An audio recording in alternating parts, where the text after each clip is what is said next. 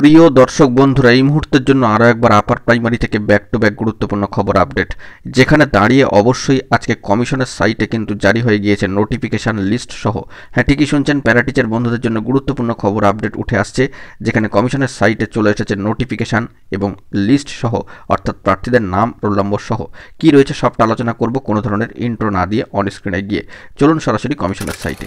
বন্ধুরা, আমরা চলে এসেছি একেবারে West Bengal central school service কমিশনের অফিসিয়াল সাইটে। আজকের ডেটের নোটিফিকেশান 29/1/2025 এবং বাঁ দিকে রয়েছে মেমো নাম্বার।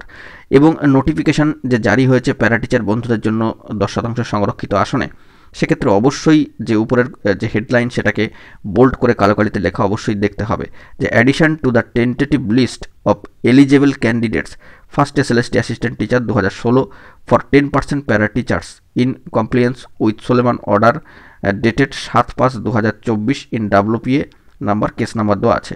তো 7/5/2024 ডেডলাইনকে সামনে রেখে যে কেস তার সেই সোলেমান অর্ডারকে কমপ্লাই করে 10% প্যারা টিচার বন্ধুদের আসনের ক্ষেত্রে কিছু অ্যাডিশনের কথা কিন্তু উল্লেখিত হচ্ছে সেই টেন্টেটিভ লিস্টে এলিজেবল ক্যান্ডিডেটসদের ক্ষেত্রে। সেক্ষেত্রে অবশ্যই সাবজেক্ট কন্টেন্ট দেখলে আমাদের বিষয়টি স্পষ্ট হবে। কী লেখা রয়েছে না, it is hereby notified for all concern that there are 4 অর্থাৎ 4 জনের ক্ষেত্রে অ্যাডিশনস to the tentative list of eligible candidates as uploaded in our website on 27/11/2024 for the 10% para teachers in first SLST 2016 assistant teacher for upper primary level of classes। এখানে কিন্তু আপনাদেরকে notify করা হচ্ছে, অবগত করা হচ্ছে যে কনসার্ন যে এই বিষয়ে যে 4 জনকে কিন্তু অ্যাডিশন করা হচ্ছে। যে টেন্টেটিভ লিস্ট একটা এসেছিল এলিজেবল ক্যান্ডিডেটদের ক্ষেত্রে, যেটা আপলোডেড হয়েছিল কমিশনের ওয়েবসাইটে 27/11/2024 10% সংরক্ষিত প্যারা টিচারদের আসনের ক্ষেত্রে, অবশ্যই আপার প্রাইমারি রিক্রুটমেন্ট প্রসেসে।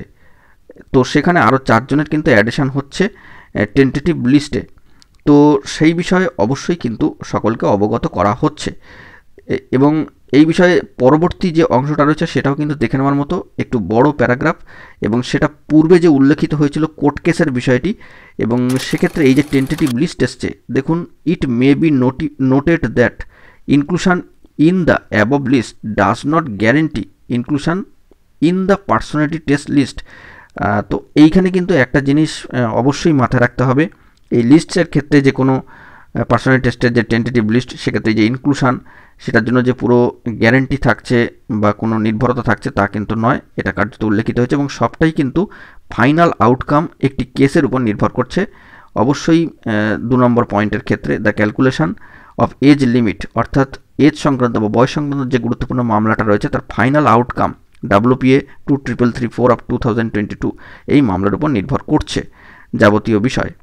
তো অবশ্যই therefore the extended list should not be considered as the final list of eligible candidates under any circumstances।